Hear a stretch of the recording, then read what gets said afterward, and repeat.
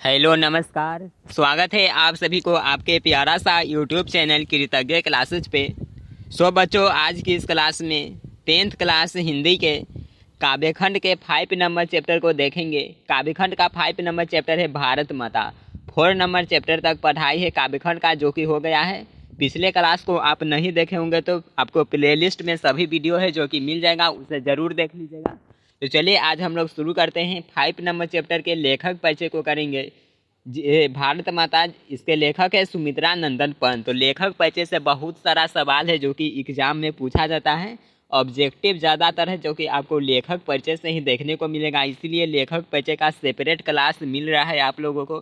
तो जितना भी लेखक परिचय का वीडियो है उसे आप सभी ज़रूर देख लीजिएगा और इसे अपने फ्रेंड्स के पास शेयर कर दीजिए। शुरू करते हैं। चलिए देखिए, सुमित्रा नंदन पंत का जन्म 1900 में अल्मोड़ा जिले के रमणीय स्थल कौसौनी उत्तरांचल में हुआ था। इनका जन्म सबसे पहले आपको याद रखना है, सुमित्रा नंदन पंत का जन्म हुआ था, यह 1900 ईस्वी में हुआ था। अल्मोड़ा जिला, देखिए अल्मोड़ा जिला के रमणीय स्थल कौसौनी जो कि उत्तरांचल में है, वहाँ पे इनका जन्म हुआ था। जन्म के 6 घंटे बाद ही माता सरस्वती देवी का देहांत हो गया। यहाँ से बहुत ऑब्जेक्टिव है जो कि बनेगा। देखिए, सबसे पहले तो आपसे पूछा जाएगा कि सुमित्रा नंदन पंत के जन्म के कितने देर बाद उनकी माता की मृत्यु हो गई। तो 6 घंटा आप लोगों को याद रखना है। इनके माता के नाम पूछा जाएगा तो याद रखिएगा सरस्वती देवी। सुमित्रा नंदन पंत के माता का नाम क्या है? तो सरस्वती देवी है। और पिता का नाम पूछे तो पिता गंगादत्त पंत कौसौनी टी एस्टेट में अकाउंटेंट थे। देखिए, इनका जो पिताजी थे गंगादत्त पंत, वो क्या थे? तो टी एस्टेट में अकाउंटेंट थे। उसके बाद पंत जी की प्राथमिक शिक्षा गांव में हुई और फिर बनारस से उन्होंने हाई स्कूल की शिक्षा की। इनको जो प्राथमिक शिक्षा है वह गाँव में ही हुआ था और उसके बाद यह बनारस से जो कि हाई स्कूल की शिक्षा प्राप्त की। वे कुछ दिनों तक कलांतर राज्य में भी रहे। उसके बाद आजीवन वे इलाहाबाद में रहे।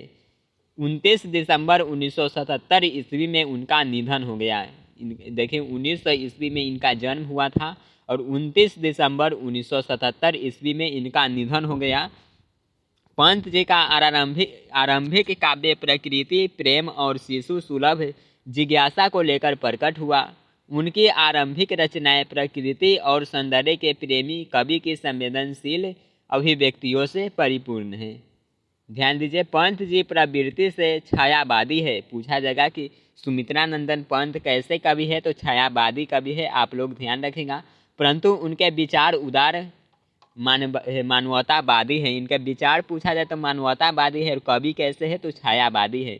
उन्होंने प्रसाद और निराला के सामान्य छंदों और शब्द योजना में नवीन प्रयोग किए।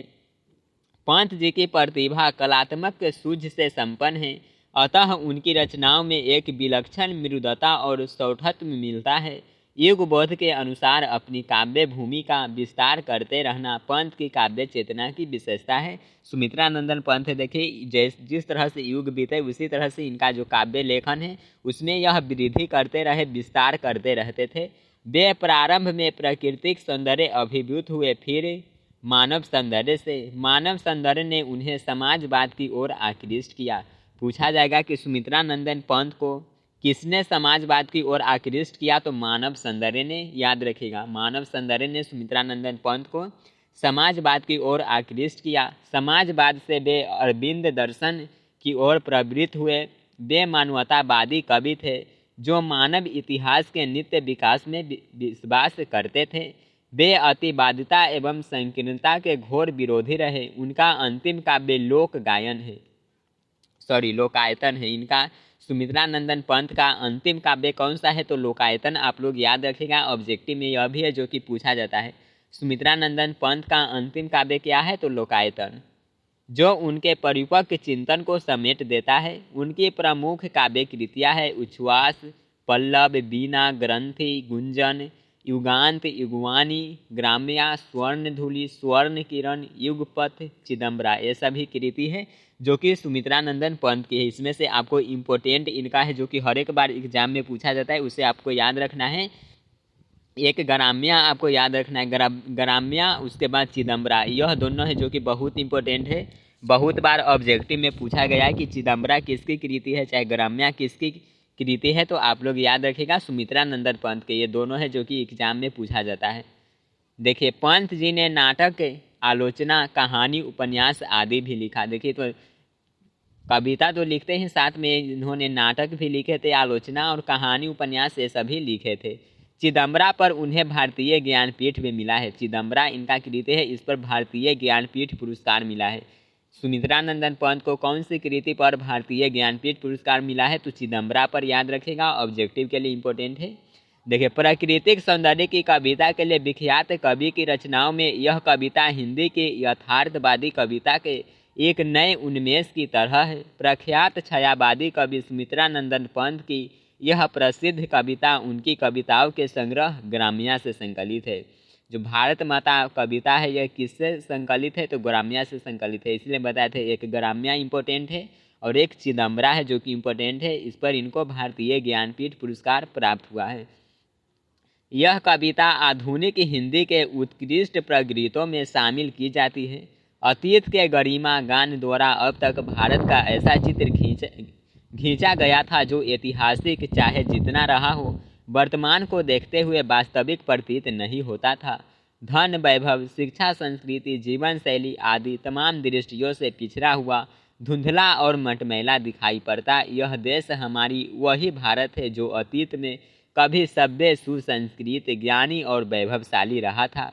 कवि यहाँ इस पाठ का यथातथ चित्र प्रस्तुत करता है। तो नेक्स्ट क्लास में इसके हम लोग पढ़ेंगे हिंदी अर्थ को भारत माता कविता के। तो आज लेखक परिचय ही रहने देते हैं। लेखक परिचय का सेपरेट वीडियो आप लोगों को दिया जा रहा है। तो आपको यह वीडियो कैसा लगा कमेंट बॉक्स में ज़रूर बताइएगा। यहाँ से आपको 5 से 6 ऑब्जेक्टिव है जो कि ऑब्जेक्टिव क्वेश्चन कीजिएगा तो उसमें रहेगा 2 से 3 ऑब्जेक्टिव लेखक परिचय से, तो एग्ज़ाम में रहना तय ही है। तो कमेंट सेक्शन में ज़रूर बताइएगा कि आपको क्लास कैसा लगा, और चैनल को सब्सक्राइब नहीं किए होंगे तो सब्सक्राइब करके ऑल नोटिफिकेशन को ऑन कर लीजिए और अपने दोस्तों के पास शेयर कर दीजिए। मिलते हैं नेक्स्ट क्लास में। Bye everyone, take care, love you all.